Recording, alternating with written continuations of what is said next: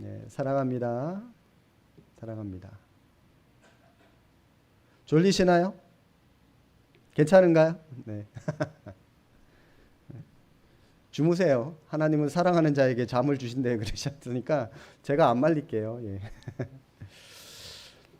어느 교회에 성도님 한 분이 혼자 빵을 먹고 있어요.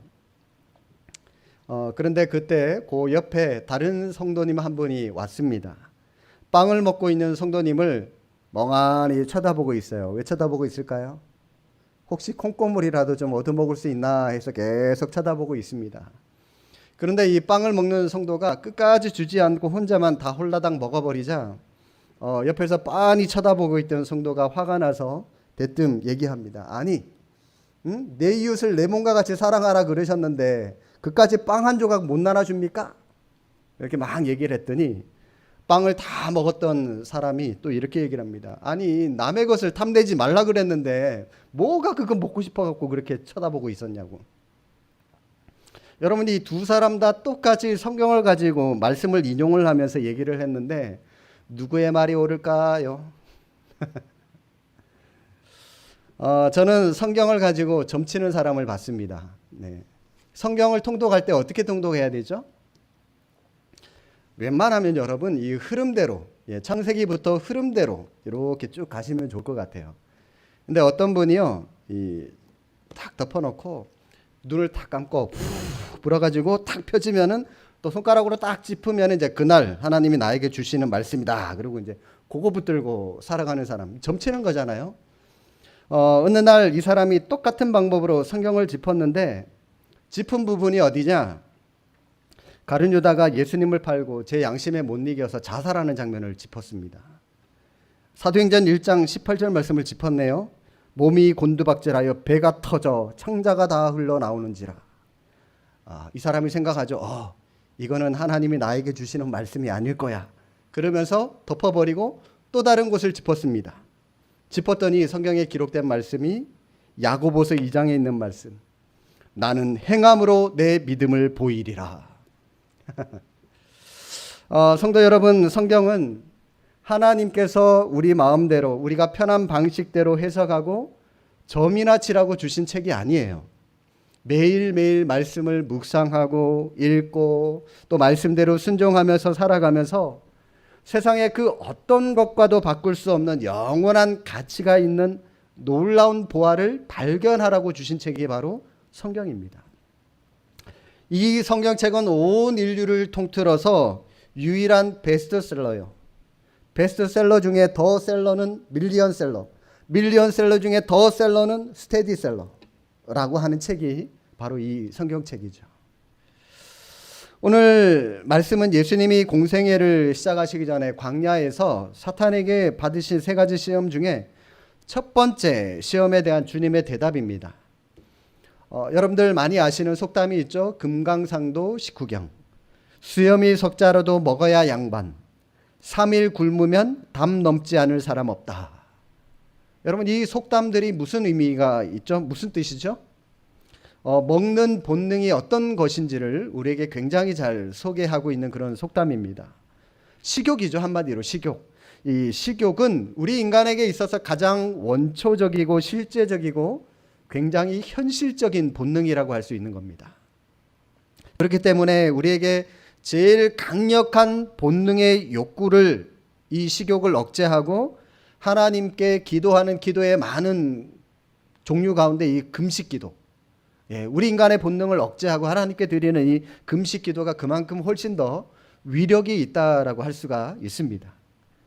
오늘 본문을 보시면 예수님을 광야로 끌고 가신 주체가 누구시죠? 성령님이세요. 그런데 이 예수님을 시험한 존재는 마귀입니다. 사탄입니다.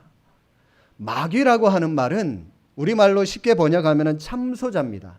살인자, 거짓으로 고발하는 자, 적대적인 위치에 있는 자, 이게 다 마귀라고 하는 표현입니다. 3절 말씀 한 번 더 보시겠습니다. 내가 만일 하나님의 아들이여든 명하여 이 돌들로 떡덩이가 되게 하라. 마귀는 인간의 원초적인 본능인 이 식욕을 이용해서 지금 주님을 제일 먼저 시험을 하고 있습니다. 그런데 우리 주님은 금식하며 기도하신 예수님은 오늘 이 4절의 말씀, 신명기 8장 3절 말씀이죠. 이 말씀을 인용하시면서 간교한 사탄을 이겨내셨습니다. 사람이 떡으로만 살 것이 아니요 하나님의 입으로부터 나오는 모든 말씀으로 살 것이라. 사람은 당연히 밥으로 살아야 되는 존재잖아요. 그죠? 육신을 가지고 있는 존재이기 때문에 밥을 먹어야 되겠지만, 그러나 밥보다 더 중요한 것 뭡니까? 생명의 근원이신 하나님의 말씀이 우리의 삶의 가장 최우선순위가 되어야 된다라고 하는 것을 말씀하고 있는 겁니다. 우리 그리스도인은 육신을 가지고 있는 연약한 존재이기 때문에 사탄의 유혹을 많이 받을 수 있어요. 그런데 사탄에게 넘어가면 안 됩니다. 사탄의 유혹을 받을 수는 있어요. 그런데 그 유혹에 자빠지면 안 됩니다. 이게 우리에게 필요하죠. 주님은 마귀의 시험을 뭐로 이기셨죠? 40일 동안 금식하고 기도하신 기도의 능력으로 사탄을 물리쳤습니다. 그리고 말씀으로, 신명기 8장 말씀으로 이 사탄을 물리치셨죠. 영의 깊은 기도는 육의 본능을 겨냥한 유혹과 시험을 이길 힘을 저장합니다. 현대는요, 이 절대적인 빈곤보다는 상대적인 빈곤이 굉장히 많은 것 같습니다. 우리 중에 아예 못 먹어서 못 사는 사람들이 있나요? 그렇지 않습니다. 상대적으로 내가 아무개보다 내가 조금 못 사는 것 같아. 그런 상대적인 빈곤에 요즘 오늘날 많은 사람들이 살아가고 있죠. 따라서 오늘날의 식욕은 곧 무욕이라고 할 수 있습니다. 물질적인 욕망. 따라서 사탄은 물질로 유혹을 하고 물질로 시험을 당하는 이 무욕이 약하기 때문에 세상을 가까이 하는 자일수록 물질에 대한 시험은 더욱 우리에게 강력하게 다가올 수밖에 없는 것 같습니다. 이 구약 성경에도 이 물질 때문에 또 넘어간 사람들이 굉장히 많죠. 대표적으로 여러분, 이 이스라엘이 하나님의 말씀대로 순종해서 난공불락의 성인 여리고성을 무너뜨리고 그 다음 점령한 성, 공격한 성 이름이 뭐죠? 아이성. 근데 이 아이성을 쳤지만 어이없게도 아이한테 당하고 말았습니다. 예, 졌어요. 이유가 뭡니까? 아간이라고 하는 사람이 여리고 정복 시에 하나님께 바쳐진 물건들을 탐을 내어서, 욕심을 내어서 일부를 자기 그 장막 속에, 땅 속에 감추었기 때문에 그렇습니다. 무력을 이기지 못한 아간, 어떻게 됐죠? 결국 가족들과 함께 돌에 맞아 죽었습니다. 그리고 그 사람이 죽은 그곳을 아골골짜기라고 부르고 있죠. 아골골짜기. 엘리사의 사환 게하시도 한번 보십시오. 엘리사가 물리친 나아만 장군이 선물을 엄청나게 했죠. 그런데 그 선물을 물리쳤어요. 나는 안 받겠다 했는데 거짓으로 자기가 취하려고 하다가 이 게하시가 이후에 나아만의 나병이 이 사람에게 그대로 옮겨 들어갔죠. 우리 그리스도인들은 이 무력을 일으키는 상황에 놓여 있을지라도 육적 본능을 억제할 수 있도록 우리가 이 기도와 말씀으로 날마다 무장할 필요가 있습니다. 우리에게 주어지는, 우리 앞에 놓여 있는 이 무력을 우리가 누르지 못하고 사탄의 시험에 자빠지고 넘어지게 되면은 아간처럼 그 물질이 자기 무덤을 자기 스스로 파는 것에 해당하기도 하고요. 게하시처럼 직접적인 육신의 나병은 아니라고 할지라도 영적인 나병에 우리가 얼마든지 걸릴 수 있기 때문에 그렇습니다. 무력을 이길 힘이 우리에게 있어야 하는 거죠. 한때 미국의 대부호였던 하워드 휴즈라고 하는 사람이 있습니다. 라스베가스에 유흥장도 있었고 그가 운영하는 호텔도 있었고 비행기 회사에다가 영화사에다가 방송국 등 막 50여 개의 기업체를 가지고 있었던 굉장한 부자였던 사람입니다. 그리고 헐리우드의 스타들과도 많은 연분을 뿌렸던 사람이에요. 그런데 돈, 명예, 미녀들 속에서 파묻혀 살았던 이 사람도 결국 병이 들었고요. 병원에 가는 도중에 숨을 거두고 말았는데 그가 죽으면서 했던 말 이렇게 울부짖으면서 죽었답니다. Nothing. 아무것도 아니라는 말이죠. 이 많은 물질이, 이 많은 재산이 자신의 생명 하나 살리지 못하니까 아무것도 아니었다는 겁니다. 얼마나 허무했겠습니까? 솔로몬의 고백처럼 마찬가지죠. 그죠? 그러면 성도 여러분, 우리가 무력을 이기고 우리에게 주어진, 또 우리를 넘어뜨리려고 하는 이 사탄의 시험을 이길 수 있는 방법이 뭐라고 말씀하시죠? 예수님은 하나님의 말씀으로 우리가 살아갈 수 있다, 이길 수 있다라고 분명히 말씀하고 있습니다. 하나님은 우리에게 크게 은혜를 베풀어 주셨는데 크게 두 가지의 큰 선물을 우리에게 주셨습니다. 어떤 선물일까요? 하나는 예수님이라고 하는 선물을 주셨고요. 또 다른 하나는 성경이라고 하는 선물을 주셨어요. 영이신 하나님이 육신으로 이 땅에 오신 하나님이 바로 예수님이고요. 영이신 하나님이 문자적으로 이 땅에 온 것이 바로 성경책입니다. 하나님은 이렇게 육으로, 문자로 하나님을 우리에게 보여주셨어요. 그게 바로 선물이고 이게 바로 예수님이고 성경입니다. 누군가가 여러분들에게 선물을 했어요. 그런데 그 선물을 딱 받아놓고 먼지 한번 쓱 보고, 그런데 여러분 그 선물을 잘 활용하지도 않고 그냥 집 한쪽 구석에다가 그냥 놔둬버렸습니다. 먼지가 수북히 쌓여 있는데 이것을 그 선물을 선물해 준 그분이 우리 집에 놀러 왔다가 먼지가 수북히 쌓여 있는 그 선물을 보고 이 사람이 봤어요. 선물을 준 사람의 마음이 어떨까요? 다시는 선물하고 싶지 않을 겁니다. 어이구, 내가 저 인간한테 내 선물 또 하나 봐라. 그죠? 근데 반대로 자기가 준 선물을 잘 활용하면서 잘 사용하고 있다면 선물을 해준 사람의 마음이 어떨까요? 굉장히 흐뭇하겠죠. 뿐만 아니라 또 더 좋은 선물이나 물건이 있으면은 또 주고 싶다는 마음이 들 겁니다. 잘 활용하면. 마찬가지입니다. 하나님께서 우리에게 주신 선물, 예수님, 그리고 특별히 이 성경, 우리가 기대하는 마음으로, 사모하는 마음으로 우리가 매일 읽으면서 우리의 삶 속에 그 말씀대로 적용하며 살려고 노력할 때에 하나님이 그러한 우리의 모습을 볼 때 어떤 마음이 드실까요? 당연히 기뻐하시죠. 당연히. 더 좋은 것으로 채워주시고자, 더 좋은 선물을 또 주시고자 하시지 않겠습니까? 이거는 인지산정이고요. 이거는 하나님의 마음입니다. 성경은 인간의 근원적인 진리를 알게 해주는 책입니다. 성경은 위대한 철학자들도 풀지 못했던 죄, 그리고 세상의 고통, 죽음의 문제에 대해서 완벽한 해답을 주는 책이에요. 여러분 철학책 필요 없어요. 그냥 성경 읽어보세요. 죽음이 뭔지, 내가 왜 태어났는지 다 답이 있다니까요. 성경은 예수님을 증거하는 책이고요. 무엇보다도 구원에 이룰 수 있는 비밀을, 천국에 갈 수 있는 비밀을 우리에게 가르쳐주고 있는 책입니다.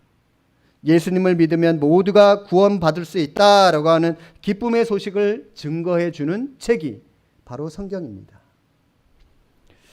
요즘 굉장히 다양한 종류의 성경들이 많이 나와 있어요. 개인적으로 제가 갖고 있는 성경책이 총 몇 권인가 한번 찾아봤더니 제가 활용하는 성경책만 봤더니 약간 20권이 넘더라고요. 뭐 히브리어 성경, 헬라어 성경, 한글 성경도요. 뭐 개역 개정, 개역 한글판, 뭐 새번역 성경, 여러 가지 성경 버전으로 해서, 또 제가 성경 공부, 제가 개인적으로 하는 성경책이 따로 있고, 예배용 따로 있고, 신방용 따로 있고, 또 성경책이 종류별로 또 다 있어요. 그러다 보니까 20권이 조금 넘더라고요. 어떤 성경책은요, 좋은 주석도 달려 있고 심지어 지도까지 그려져 있어요. 당시 예수님이 살았던 때, 뭐 아브라함이 이동한 경로, 뭐 어떻고 저떻고, 그죠? 지도까지 그려져 있고요. 사전까지 심지어 달려져 있어서 단어를 굉장히 잘 설명해 주고 있는 그런 책들이 많습니다. 시중에. 문제는 그런 책이 나오면 뭐합니까? 우리가 안 읽는데. 문제는 우리가 성경을 읽지 않고 성경을 묵상하지 않는 게 문제라고 하는 거죠. 성경이 열린 책이 아니라 닫혀버렸습니다. 지퍼 없애야 돼요. 예. 지퍼가 있어가지고 이게 이거 손 하나 갖다 가기 힘들어서 그런지 닫아놓은 채로 일주일 내내 가만히 있다가 그냥 주일날 딸랑 들고 오시고, 성경이 닫혀있는 책이 되어버린 것 같은데, 제가 감히 여러분들에게 좀 권면 좀 드리고 싶습니다. 여러분 나이만큼 성경을 읽었으면 좋겠어요. 최소한 여러분 나이만큼. 네. 그러니까 어떡합니까? 한 살이라도 젊을 때, 한 살이라도 어릴 때 여러분들이 많이 읽으셔야 여러분들에게 유익합니다. 빨리 돌아가셔서 빨리 많이 읽으십시오. 여러분 나이만큼, 여러분 연세만큼 많이 성경을 읽고 그렇게 살아가셨으면 좋겠어요. 우리의 믿음이 성장하고 성숙하기 위해서는 말씀이 있어야 됩니다. 성경. 그리고 기도를 해야 되고요. 또 교제를 해야 되고 전도를 해야 되고 우리는 또 봉사를 해야 됩니다. 5가지 영역들을 우리가 쭉 해 나가야 되는데 오늘은 이 성경에 대해서 좀 간단하게 한번 살펴보겠습니다. 성도 여러분, 여러분들이 만약 기도하지 못하고 성경을 많이 또 잘 읽지 못한다면 기도하지 못하고 성경을 읽지 못하는 이유가 뭐라고 생각하십니까? 왜 못 읽을까요? 왜 기도하지 못할까요? 물론 많은 이유들이 있죠. 어떤 분들은 목사님 제가 겁나게 바빠요. 예. 또 어떤 분들은 아예 저한테 대놓고 목사님 성경 읽으려고 그러는데 너무 두꺼워요. 두꺼워서 못 읽겠어요. 그런 분들도 계시고요. 또 어떤 분들은 기도를 하고 싶은데 어떻게 해야 되는지 하는 법을 몰라서 못하겠다라고 하는 분들도 계시고요. 또 어떤 분은 성경을 읽을 필요성을 제대로 못 느껴서 못하겠다라고 하는 분들도 계신데 물론 이런저런 많은 이유들이 있겠죠. 그런데 여러분 이 많은 이유들을 2글자로 뭐라 그럴까요? 2글자로?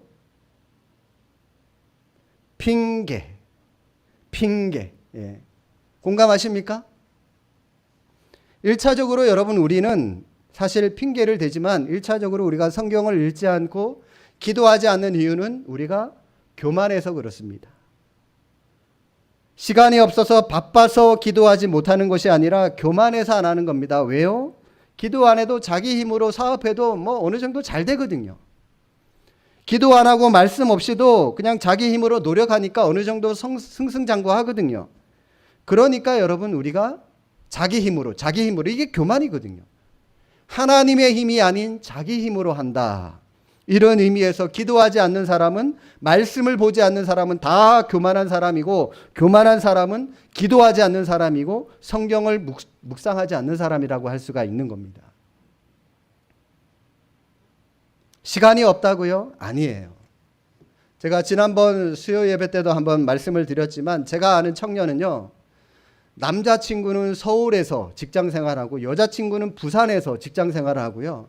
거리가 얼마나 멉니까? 서울에서 부산, 우리나라 극과 극이잖아요. 그런데요, 뭐 한 번은 뭐 여자가 서울로 올라와서 데이트하고 주말마다 또 한 번은 남자가 부산으로 가서 하기도 하고 또 한 번은 중간 대전쯤에서 만나서 데이트하기도 하고 뭐 그렇게 데이트하면서 5년을 연애를 하면서 결혼을 했어요. 그런데요, 제 주변에 또 다른 청년은 바로 나란히 자기 집 옆에 나란히 살아요. 그래도 깨지더라고요. 몇 달 못 사귀고 깨지더라고요. 뭔 말인지 아십니까? 거리가 멀다 핑계입니다, 여러분. 사랑하면은 거리에 아무것도 문제가 되지 않습니다. 사랑하지 않으니까 나란히 옆집에 살아도 마음이 떠버리는 거죠. 우리도 마찬가지입니다. 하나님 성경을 우리가 못 읽는다? 시간이 없다? 하나님을 사랑하지 않으니까 우리가 안 읽는 겁니다. 하나님에 대한 필요성을 우리가 별로 느끼지 못하니까 우리가 하나님께 기도하지 않는 거죠. 마찬가지죠. 우리가 기도하지 않고 말씀을 보지 않는 또 다른 2차적인 이유는 자기를 합리화하기 위해서 우리는 핑계를 댑니다. 물론 다 맞는 말이죠. 바쁘죠. 시간 없습니다. 그런데 여러분 말씀드렸죠. 핑계입니다. 여러분 중에 시간이 너무 남아돌아서 할 일이 없어서 너무 남아돌아서 오늘 이 시간 예배드리러 나온 분 계신가요? 그렇지 않죠? 여러분 중에 정말 할 일이 없어서 너무너무 한가해서 이 자리에 와 계신 분 계십니까? 새벽 예배 나오시나요? 그렇지 않죠. 다 바쁘고 다 힘듭니다. 알아요. 그러나 핑계대지 않고 하나님 앞에 나오는 자세가 필요하고 하나님은 그런 사람의 마음을 기뻐 받으신다라고 하는 사실입니다. 예전에 빌 하이벨스 목사님이 이런 책을 썼습니다. 너무 바빠서 기도합니다. 책 제목이 너무 멋지죠? 너무 바빠서 기도합니다. 무슨 말인지 이해가 되십니까? 이 바쁘다는 게 뭐죠? 사업이 잘 되고 승승장구한다는 겁니다. 그러니까 하나님이 내 사업을 축복을 해 주시니까 그만큼 바쁜 거죠. 그러니까 축복해 주시는 그 하나님의 은혜에 감사해서 바쁘니까 내가 더더욱 하나님께 감사합니다. 기도합니다. 그 얘기예요. 근데 여러분 자꾸 핑계대 보세요. 하나님 바빠서 기도 못 하겠는데요. 시간 없어서 기도 못 하겠는데요. 성경 못 읽겠는데요. 그렇게 하면은 하나님이 여러분들 기도시키려면 어떻게 하셔야 되죠? 안 바쁘게 하시면 되죠. 시간 많게 해주시면 되잖아요. 그러면 더 이상 핑계 못 대고 기도할 수밖에 없죠. 그죠? 여러분 안 바쁘게 한다는 게 뭡니까? 사업 안 되는 거잖아요. 그죠? 여러분 너무 바빠서 기도하시겠습니까? 아니면은 안 바쁘고 나서 기도하시겠습니까? 여러분들이 선택하십시오. 이런저런 핑계로 우리가 성경을 읽지 못하고 하나님의 말씀을 묵상하지 못하니까 우리의 믿음이 자라나질 않는 겁니다. 신앙은요, 신앙생활은 믿음으로 해야 하는 건데 믿음이 없으니까 뭘로 신앙생활 합니까? 자꾸 우리의 생각으로 하려고 해요. 우리의 이성으로, 우리의 경험으로 자꾸 따져요. 내가 전에 이럴 때 이렇게 해봤더니, 저럴 때 저렇게 해봤더니, 말씀은 아예 안중에도 없는 겁니다. 그렇게 될 수밖에 없죠. 성경을 모르는데. 솔직히 여러분 그런 신앙생활은 신앙생활이라고 할 수도 없습니다. 이렇듯 우리는 우리의 짧은 생각과 짧은 경험으로 하나님도 이런 일에는 이것밖에 못하실 거야. 그리고 무한하신 하나님의 능력을 유한한 우리의 생각 안에 다 가둬버려요. 다 가둬버려요. 이런 오류를 범하지 않기 위해서라도 우리는 성경을 많이 묵상하고 우리는 기도를 통해서 우리의 믿음이 자라가도록 노력할 필요가 있는 것입니다. 사랑하는 성도 여러분, 다시 한번 성경을 사랑하고 하나님의 말씀을 묵상함으로 하나님께서 우리에게 허락하신 이 선물을 잘 활용하는 은혜로 이 땅을 살아가실 수 있기를 바랍니다.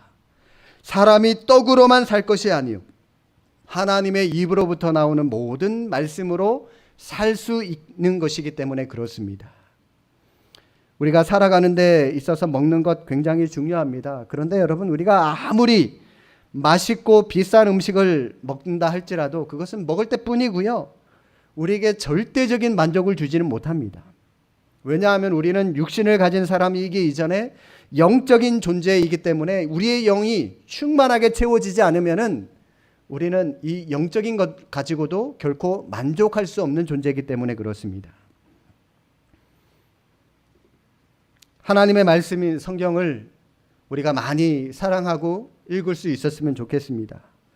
처음 힘들어서 그렇지 연초에 보면 이제 창세기를 읽어요. 그다음 이제 출애굽기를 가는데 애굽을 탈출하지 못하고 애굽에서 다 그냥 성경을 덮어버리는 분들을 굉장히 봤는데 좀 제발 좀 출애굽 좀 같이 좀 탈출 좀 하셨으면 좋겠어요. 탈출 좀 하시고요. 꾸준히 한번 읽어보십시오. 그러다 보면은 요한계시록까지 한순간에 그냥 쓱 지나갑니다.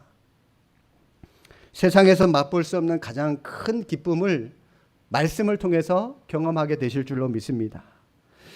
여러분 지금 우리가 보고 있는 이 책 버전이 개역 개정판이라고 하는 성경이거든요. 아마 우리 어르신들은 이제 한자 세대이시기 때문에 이 책을 보시는데 뭐 큰 어려움은 없으시겠지만 우리 젊은 사람들은 한자를 모르기 때문에 굉장히 어려운 그런 구절이나 단어들이 많습니다. 이 책을 시작해서 읽기가 조금 어렵다면 여러분 기독교 서점에 가셔서 쉬운 성경이 있어요. 초등학생들도 읽을 수 있는 만큼 굉장히 쉽게 번역된 책이 있습니다. 쉬운 성경이 있고 또 혹은 표준세 번역 혹은 현대인의 성경 뭐 여러 쉬운 버전의 성경들이 많습니다. 한번 여러분들 쭉 한번 살펴보시고 자기에게 맞는 성경 버전을 택하셔서 그거 한번 몇 번 읽어보시고 이 책을 읽으셔도 좋을 것 같아요. 저도 말씀을 준비하다가 우리말이 이 책이 조금 어렵게 번역된 것들이 있어요. 그래서 이게 뭔가 싶으면은 제가 이런 이 현대인의 성경이나 표준세 번역 그런 버전 쉬운 성경들을 제가 좀 참고를 해서 보면은 훨씬 이해가 쉽더라고요. 저도 그렇게 하면서 말씀을 준비하고 그러거든요.